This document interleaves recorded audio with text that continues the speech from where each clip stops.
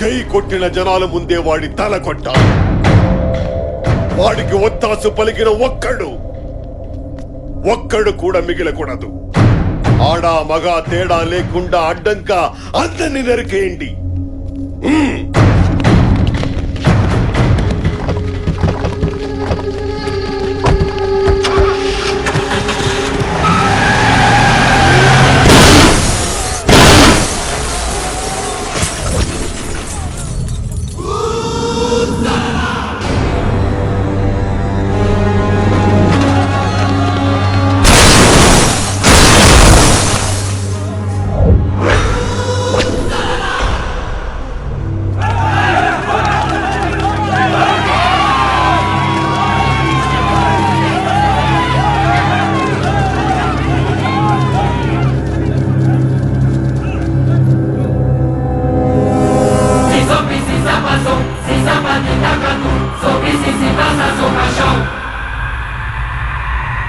నన్ను చంపడానికే బతుకున్నావని నీకు 25 ఏళ్లగా తెలుసు.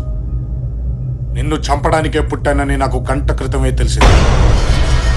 25 ఏళ్ల నీ పగ, 25 ఏళ్ల నా పెంపకం వచ్చి నీ ఇంటి ముందు నిల్చుంది. నా కుటుంబంతో, నా జనంతో పాటు వచ్చా. నీ పతనానికి మొదలిదే, ఈ పంతాలకు ముగింపు ఇదే.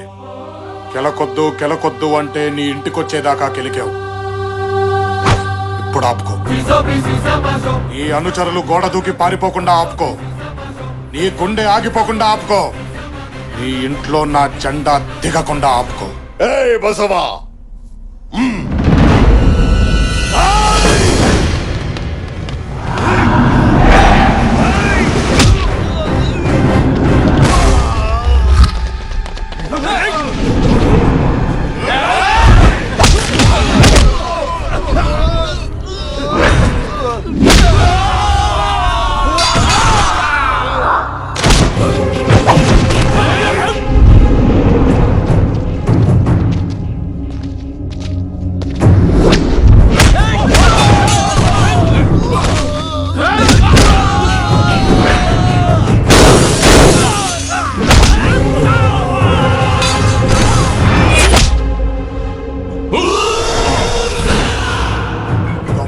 నరకాల్సింది వెనక నుంచి కాదు, ముందు నుంచి. ఎక్కడుంది దమ్ము? నరుకో నరుకో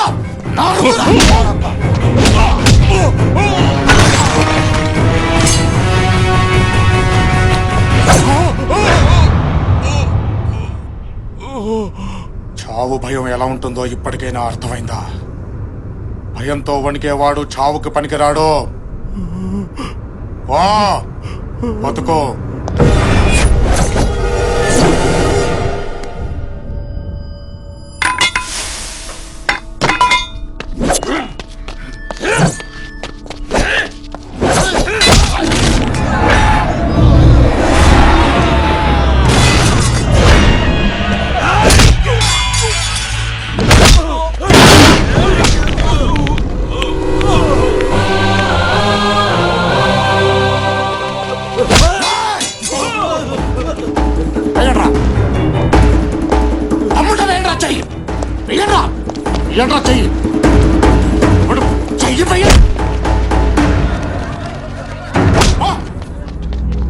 ఎవరా ఇంకెవరా టచ్ చేసా మొగాడు? టచ్ చేయి తమ్మున్నాడు ఎవడనుంటే నానా తిప్పునా మీసం కొట్టునా తోడా పాతునా జెండా ఎవడొస్తాడో చూస్తాను నేను. ఎవడనున్నాడా మొగాడు?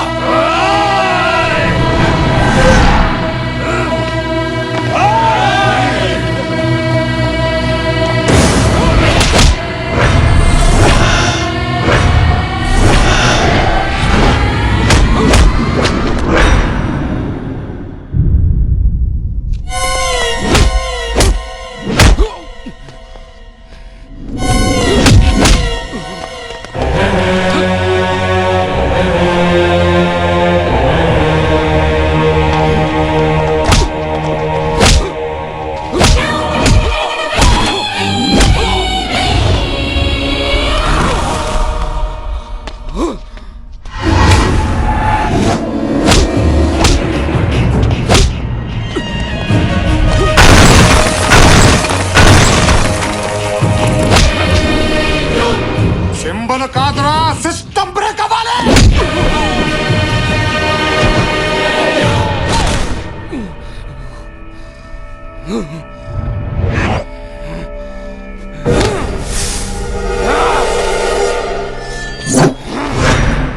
దమ్ము పట్టుకున్న కత్తిలో ఉండదురా, రక్తంలో ఉండాలి.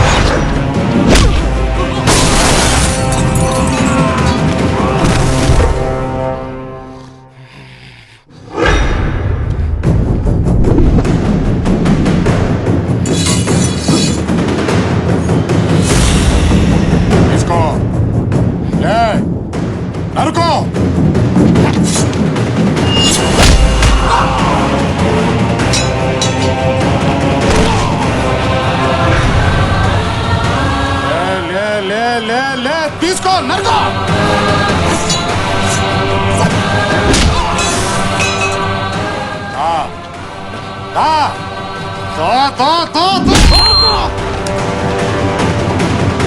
చంపో, చంపో.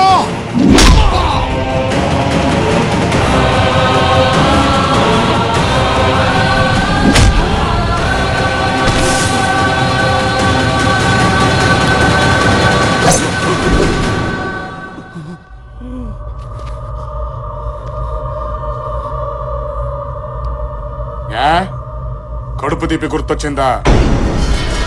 నువ్వు చంపిన బిడ్డల్ని కన్న వాళ్ళకి కడుపు తీపి లేదా?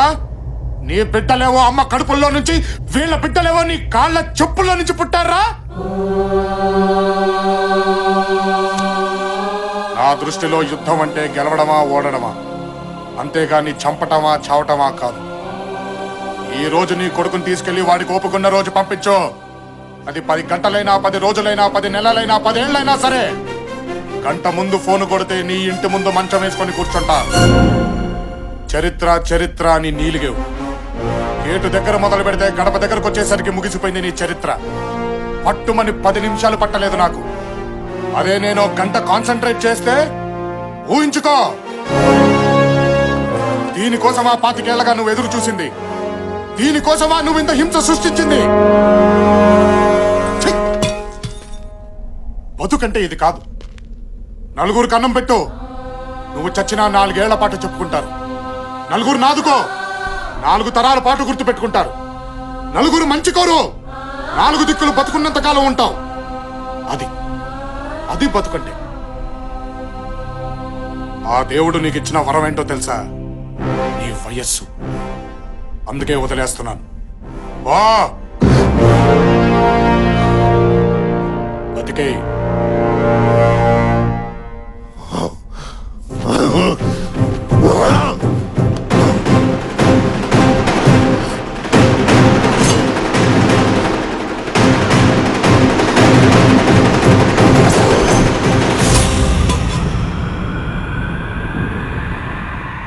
ఏంట్ల నా జీవితంలో ఓటమి చూసా, గెలుపు చూసా, చావుల్ని చూసా.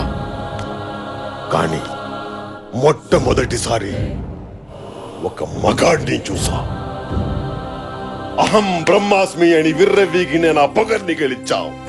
నరనరాల్లో నిండిపోయిన నా పగని గెలిచావు. చంపాలన్న అహం నాది, ఆపాలన్న ఆశయం నీది. అహం కంటే ఆశయం గొప్పది. నువ్వే కరెక్ట్. కుటుంబంలో మగాళ్ళు ఎంతమందైనా పుడతారు, కానీ గెలిచే మగాడు ఒక్కడే ఉంటాడు. నీ బిడ్డ మగాడ్రా. నీ వంశంలో ఆత్మలన్నీ కలకలసి రూపం పోసుకున్న దమ్మున్న మగాడ్రా. ఈ ప్రాంతంలో సమస్య ఉందంటే 100 మందిని ఒక్కడొచ్చి అడ్డసుడిగా ఢీకొట్టాడు చూడు.